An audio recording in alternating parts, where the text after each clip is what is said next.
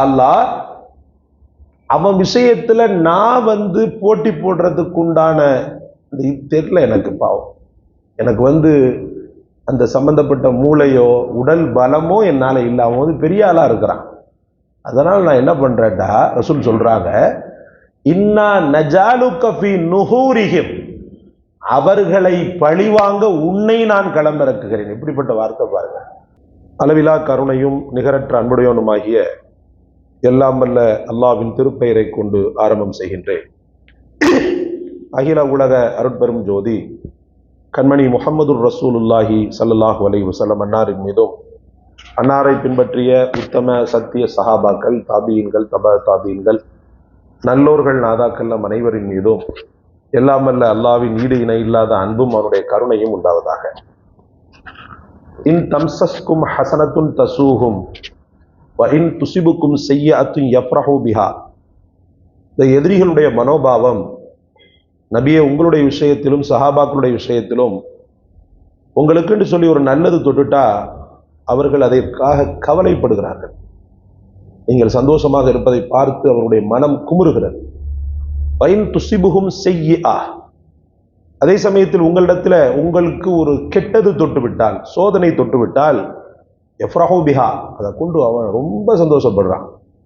Wine தஸ்பிரு, நீங்க பொறுமையா இருங்க. வதத்தகு, நீங்க பயபக்தியாளர்களாக இருங்க, இறையச்சம் உள்ளவர்களாக இருங்க.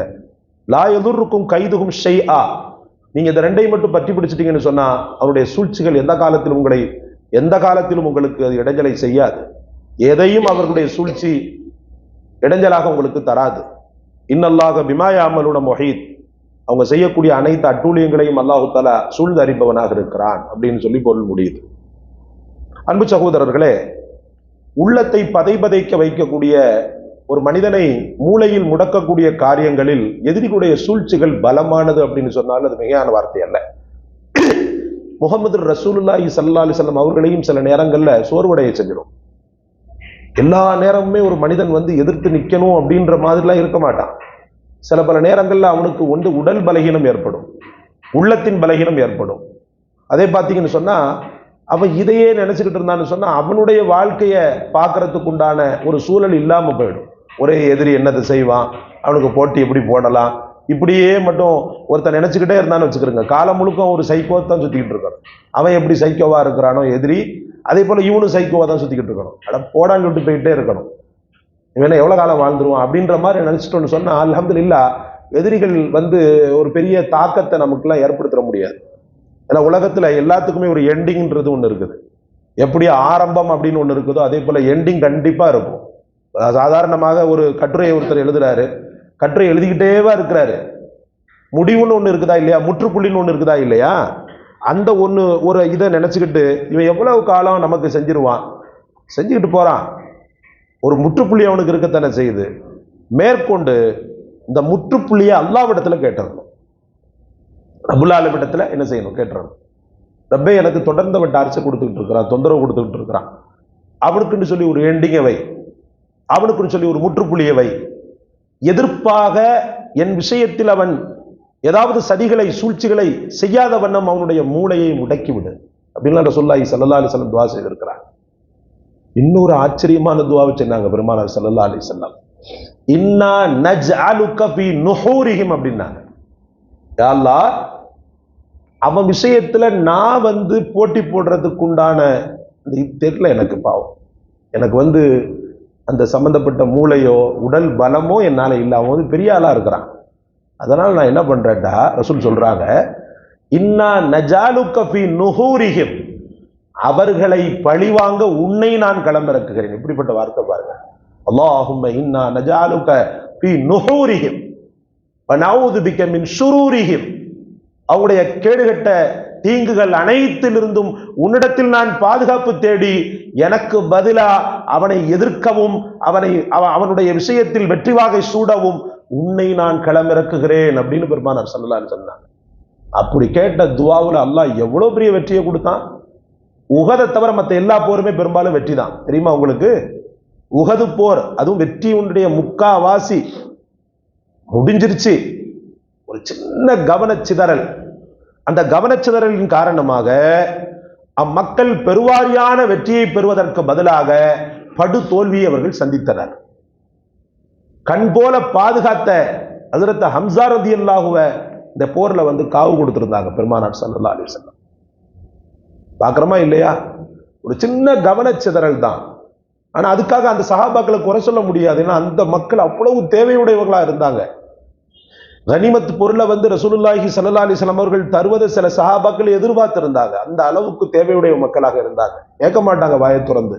பெருமானார் ஸல்லல்லாஹு அலைஹி வஸல்லம் அவர்கள் தரமாட்டாங்களா, நம்முடைய குடும்பம் இப்படி இருக்குதே அப்படின்ற ஒரு கையறு நிலையில சில சஹாபாக்கள் இருந்தாங்க. அதன் காரணமாக சின்ன கவனச்சிதறல் ஏற்பட்டது. பெருமானார் ஸல்லல்லாஹு அலைஹி வஸல்லம் ஒன்றை ஏவி இருக்க அதற்கு நேர் ஆப்போசிட்டாக ஒன்ன பண்ணினாங்க. படு தோல்வியை உஹது யுத்த களம் சந்தித்தது. ஆனால் அதற்கு பிறகு முடங்கிட்டாங்களா? அவ்வளவுதான், முடிஞ்சு போச்சுன்னு சொல்லி நினைச்சாங்களா? எத்தனை போர்கள் நடந்தது? தபூக் யுத்தம் நடந்தது, ஹண்டக் போர் நடந்தது. ஹண்டக்கெல்லாம் பெரிய கஷ்டமான போர். அந்த ஹண்டக் போர்லாம் வெற்றி வாகை சூடினார்கள் முஹம்மது ரசூலுல்லாஹ். அந்த கான்ஃபிடன்ஸ் ரசூலுல்லாஹி ஸல்லல்லாஹு அலைஹி வஸல்லம் ஒரு விழுக்காடு கூட குறைக்கல. நாம குறைச்சிட்டோம். ஒரு விஷயத்துல அல்லாஹ் வெற்றியை தரலன்னு வச்சுக்கிறீங்களேன், அவ்வளவுதான், கடையை மூடிடுவான். பார்த்திருக்கீங்களா? ஒரு விஷயத்துல அவன் எத்தனையோ 10 விஷயங்கள்ல அல்லாஹ் தஆலா சக்சஸ கொடுத்திருப்பான். அவன் கேட்டதெல்லாம் கொடுத்திருப்பான். ஆனா ஒண்ணுல தரலன்ன உடனே கடையை மூடிடுவான். அவ்வளவுதான், முடிஞ்சு போச்சு, என் வாழ்க்கை அவ்வளவுதான் அப்படின்னு சொல்லி. இந்த எதிரிகளுடைய விஷயத்துல நம்ம கவலைப்படவே கூடாது. சில நேரங்கள்ல இந்த ஆயத்தை ஓதி வசீஃபாவை தேடணும் அல்லாஹ்விடத்துல. இன் தம்சஸ்கும் ஹஸனத்துன் தஸ்உஹும் வ இன் துஸிபுக்கும் ஸய்யிஅத்துன் யஃப்ரஹூ பிஹா வ இன் தஸ்பிரு. ரப்பே நீதானே சொல்ற, உன்னுடைய துன்பம் அவனுக்கு மகிழ்ச்சியை தருது, உன்னுடைய இன்பம் அவனுக்கு கவலையை தருது, நீ தானே சொல்ற. அதே போல நீ தானே எங்களுக்கு ஆறுதல் சொல்ற. தஸ்பிரு, நீ பொறுமையாருன்னு சொல்ற. தத்தகு, என்ன பயந்து வாழுன்னு சொல்லிட்டு சொல்ற. லா யதுர்ருக்கும் கைதுஹும் ஷைஆ, அவங்களுடைய சூழ்ச்சிகள் உங்களுக்கு எந்த கேடையும் ஏற்படுத்தாதுன்னு நீ தானே சொல்ற. அந்த கேடை எனக்கு ஏற்படுத்தாமல் இருப்பாயா. தாயத்தை ஓதி துவா செய்யணும் அல்லாஹ்விடத்துல. நீ தானே சொல்ற இறைவனே, உன் வேதத்தை விட எனக்கு என்ன பெரிய உதவி சாதனம் இருக்கிறது, என்ன ஒரு பெரிய வசீஃபா இருக்கு, என்ன ஒரு பெரிய சபப் இருக்கிறது, காரணி இருக்கிறது உன்னிடத்துல உதவி தேட அப்படின்னு சொல்லி அல்லாஹ்விடத்துல என்ன செய்யணும் சொன்னா துவா செய்ய நம்ம பணிக்கப்பட்டிருக்கிறோம், கடமையாக்கப்பட்டிருக்கிறது. அன்பிற்குரியவர்களே, முஹம்மது ரசூலுல்லாஹி ஸல்லல்லாஹு அலைஹி வஸல்லம் இந்த மாதிரி ஒரு நல்ல ஒரு நிலையோட வாழக்கூடிய சூழல்ல அல்லாஹு தஆலா எப்பேற்பட்ட ஒரு பெரும் வெகுமதியை கொடுத்தான்னு சொன்னா, எதிரிகளுடைய உள்ளத்துல ரசூலை பற்றி உள்ள பற்றை ஏற்படுத்தினான். எதிரிகளை அழிச்சிரு ஒழிச்சிரு அப்படின்றது அல்ல, அந்த எதிரிகளை அல்லாஹ் ரப்புல் ஆலமீன் இவர்களுக்கு சாதகமானவர்களாக அப்படியே மாற்றி தந்தான். உமர் ரலியல்லாஹு அன்ஹு அவங்களை விட ஒரு எதிரி இருக்க முடியுமா? ஆரம்ப நேரத்துல மற்றவங்க எல்லாம் அடிப்பேன் பிடிப்பேன்டாங்க. அவர் என்ன செஞ்சாரு? தலையை கொய்து விட்டு வருவேன் அப்படின்னு சொல்லிட்டு சூழலை செய்தவர். ஏதோ கிடைக்கக்கூடிய அற்ப சொற்ப ஒட்டகங்களுக்காக முஹம்மது ரசூலுல்லாஹ்வுடைய தலையே கொய்து விட்டு வருவேன் அப்படின்னு சொல்லிட்டு சூளுரை செய்தவர். ஒரே ஒரு துவா தான் ரசூல் செஞ்சாங்க. இந்த தீனுக்காக நீ 2 பேரை கொடுத்துரு, 2 பேர்ல யாராவது ஒரு ஆளை கொடுத்துடு. ஒண்ணு அபு ஜஹலை கொடு, அப்படின்னா உமரை கொடு. இந்த 2 பேர்ல யாராவது ஒரு ஆளை எனக்கு கொடுத்துருப்பான்னு சொல்லி அல்லாஹ்விடத்துல அவங்க கேட்ட அந்த பிரார்த்தனையின் தாக்கம் அதற்கு உமர் ரலியல்லாஹுடைய இரத்த நாளங்களில் ஹிதாயத்தை அல்லாஹ் ரப்புல் ஆலமீன் பாய்ச்சுவதற்கு காரணமாக அமைந்தது. அவங்க ஹிதாயத்தை பெறறதுக்கு யாரு காரணம் தெரியுமா? ஒரு பெண்ணு. அவங்களுக்கு ஒரு பெரிய அட்வைசர்லாம் ஒருத்தரும் கிடையாது. நீங்க பாத்தீங்கன்னா தெரியும், கிதாபுகள்ல பாத்தீங்கன்னா தெரியும். அவங்க ஹிதாயத்து பெறறதுக்கு ஒரு பெண் தான் காரணம், அவங்களுடைய சகோதரி தான் காரணம். சூரத்து தாஹாவை அவர்கள் எடுத்தவர்களிடத்துல கொடுத்ததும், அவர் அதை படித்ததும், அதன் மூலமாக அவர் ஹிதாயத்து பெற்றதும் உலக வரலாறு. அப்ப அன்பிற்குரியவர்களே, அல்லாஹ் ரப்புல் ஆலமீன் சாதகமாக அவர்களை திசை திருப்பி அவர்களுக்கு நண்பராக ஆக்கியது மட்டுமல்லாமல் தீனுக்கே காவலராக ஆக்கினான். ரசூல் ஸல்லல்லாஹு அலைஹி வஸல்லம் நண்பராக மட்டும் இல்ல, தீனுக்கே காவலராக ஆக்கினான். எந்த அளவுக்கு முஹம்மது ரசூலுல்லாஹ்விடத்துல தன்னையே கொடுத்தவங்கன்னு சொன்னா, ஒரு சின்ன சாம்பிள். மரணப்படுக்கையில கிடக்குறாங்க ஹஜ்ரத் உமர் ரலியல்லாஹு. அப்துல்லாவை கூப்பிடுறாங்க, அவங்களுடைய மகனார் அப்துல்லாவை கூப்பிடுறாங்க. கூப்பிட்டு, முடிவு நெருங்கிக்கிட்டு இருக்கு எனக்கு, நீ ஆயிஷா நாய் இடத்துல ஒரு இஜாசத்தை வாங்கிட்டு வர முடியுமான்னு சொல்லிட்டு கேட்குறாங்க. அப்போ உள்ள காலகட்டம் ரொம்ப பிரபலியமான பேச்சு ஒன்று சுத்திக்கிட்டு இருந்துச்சு. என்ன பிரபலியமான பேச்சு? ஹஜ்ரத் ஆயிஷா நாய் வெளிப்படுத்தி சொல்லிக்கிட்டு இருந்தாங்க. எப்படி சொல்லிக்கிட்டு இருந்தாங்க? ரசூல் ஸல்லல்லாஹு அலைஹி வஸல்லம் எங்க கணவர் அபூபக்கர் சித்திக் ரலியல்லாஹு என்னுடைய அருமை தந்தை, அவங்க பக்கத்திலே தாம்பா நான் இருக்கணும், நான் இறந்து போயிட்டேன்னு சொன்னா என் வீட்டுல இந்த 2 பேர் பக்கத்துல என்ன போட்டுரு அப்படின்ற மாதிரி சொல்லியிருந்தாங்க ஹஜ்ரத் ஆயிஷா நாயகி. தவிர ஹக்கு, அவங்க ரொம்பவும் ரொம்பவும் ரொம்பவும் தகுதியானவங்க ஹஜ்ரத் ஆயிஷா. ஒண்ணு அவங்களுடைய வீடு, அது அவங்களுக்குள்ள வீடு, அது பெருமானார் ஸல்லல்லாஹு அலைஹி வஸல்லம் அவர்களோடு வாழ்ந்த அற்புதமான ஒரு காதல் கோட்டை அது.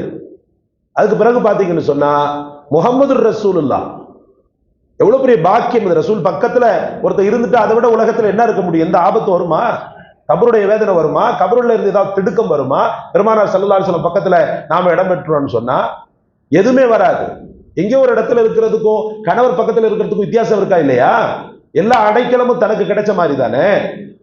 அதுக்கு பிறகு பாத்தீங்கன்னு சொன்னா ஹஜ்ரத் அபூபக்கர், தன் கண்ணின் இமையாக மகளை வளர்த்து ஆளாக்கிய தந்தை அபூபக்கர் ரலியல்லாஹு, அவங்க பக்கத்துல இருக்கும்போது அல்ஹம்துலில்லாஹ் எந்த கஷ்டமும் இல்லை. ரசூலே எல்லாமே அடைக்கலம், ரசூலே எல்லாமே அடைக்கலம் கொடுத்துருவாங்க. அதுக்கு பிறகு அபூபக்கர் ரலியல்லாஹு சொல்லவே வேணாம். அப்படி ஒரு ஆசையை வச்சிருந்து உலகம் உள்ள தெரிஞ்சது. அது எல்லா இடமும் ஹஜ்ரத் ஆயிஷா நாயகி தான் அங்க அப்படின்ற மாதிரி தெரிஞ்சது. அதுக்காக ரெடி பண்ணி எல்லாம் வச்சிருந்தாங்களாம். அப்படி இருக்கையில அப்துல்லா வீட்டுக்கு வர்றாரு. வந்து தாயே, தந்தையார் ஒன்று உங்கள்கிட்ட கேட்க சொன்னாங்க அப்படின்னு. என்ன அப்படின்னு சொல்லிட்டு கேட்டாங்க. இல்ல, உங்களுடைய அந்த வீட்டுல அவங்க இறந்துட்டாங்கன்னு சொன்னா ரசூல்லா பக்கத்துல இருக்கணும்னு விரும்புறாங்க, அபூபக்கர் ரலியல்லாஹு பக்கத்துல இருக்கணும்னு சொல்லி விரும்புறாங்க, அவங்கள அங்க அடக்கம் பண்ணுவதற்கு நீங்கள் அனுமதி தருவீர்களான்னு சொல்லிட்டு கேட்டாங்க. கொஞ்சமாவது யோசிக்கணும் இல்லையா? என்னப்பா இப்படி கேட்கிற? ஒரு மாதிரி பூகம்பம் வந்த மாதிரி நினைக்கணுமா இல்லையா? அந்த மக்களுடைய ஈமானை பாருங்க, அந்த மக்களுடைய பெருந்தன்மையை பாருங்க. சொத்துக்காக அண்ணனும் தம்பியும் கூட, ஒரே தாய்க்கு பிறந்த அண்ணனும் தம்பியும் சண்டை பிடிச்சுக்கிட்டு நீ யாரோ நான் யாரோ,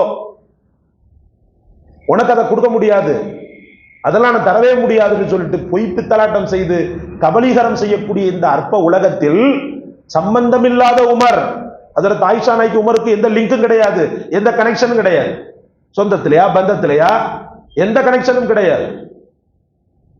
சொன்னாங்க ஹஜ்ரத் ஆயிஷா ரலியல்லாஹு அன்ஹா, அப்படியா தந்தை இப்படி உயிர் போராடிக்கிட்டு இருக்கிறாங்க, இந்த நேரத்துல சொல்லி இருக்கிறாங்கன்னு உடனே ஹஜ்ரத் ஆயிஷா ரலியல்லாஹு அன்ஹா, எனக்கென்று வைத்திருந்தேன், ஆனாலும் உமர் என்னை விட தகுதியானவர். நாங்க அதுக்கு ஹைலைட் எவ்வளவு பெரிய இதெல்லாம் நம்ம பேசுவோமா?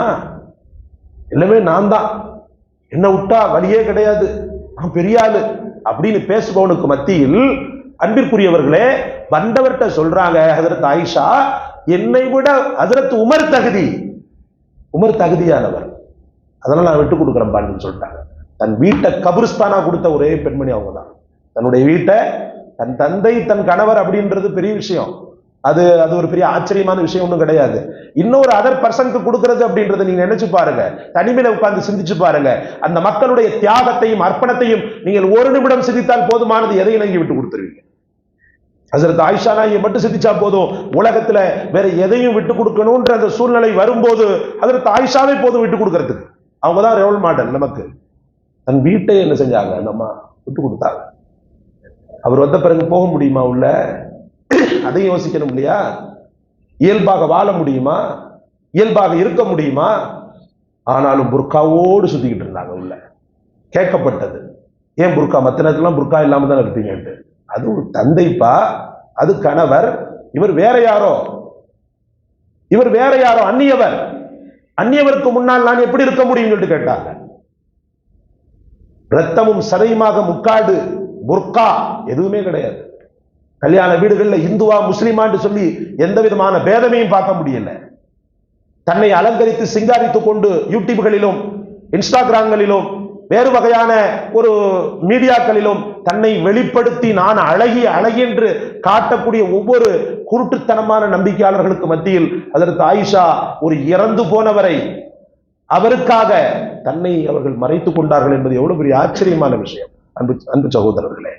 அதனால்தான் நாம் திரும்ப திரும்ப சொல்கிறோம், உலகத்தில் எதிரி என்று நீங்கள் நினைப்பவனை கூட உங்களிடத்தில் வர வைப்பதற்கு உங்களிடத்திலேயே பண்புகளை அல்லாஹ் வைத்திருக்கிறார். அன்பும் நேசமும் பாசமும், உலகத்தில் யாரையும் விட்டு கொடுத்து அவர்களுக்காக விட்டு கொடுத்து நடக்கக்கூடிய அந்த அன்பியல் எதிரியை கூட நம் கைவசம் ஒரு நமக்கு ஒரு சேவகனாக நமக்கு என்ன செஞ்சு பெற்று தந்துருவோம். அதற்கு ஒரு பெரிய உதாரணம் இது. மேற்கொண்டு அல்லாஹ்விடத்தில் கேட்கக்கூடிய அற்புதமான உளமாற பிரார்த்தனை, அந்த பிரார்த்தனையின் தாக்கத்தை தான் இந்த ஆயத்தை நமக்கு எடுத்து எம்புகிறது. அல்லாஹ் உங்களுக்கும் எனக்கும் எதிரிகள் இல்லாத வாழ்க்கையை நசீபாக்குவானாக. அப்படி ஒருவன் எதிராக கிளறும் போது, எதிராக அவன் கிளம்பும் போது அவனை நமக்கு முகப்பத்திற்குரியவனாக அல்லாஹ் மாற்றி அமைப்பானாக. எதிரிகள் இல்லாத அற்புதமான உலகத்தை அல்லாஹ் நமக்கும் உங்களுக்கும் தருவானாக.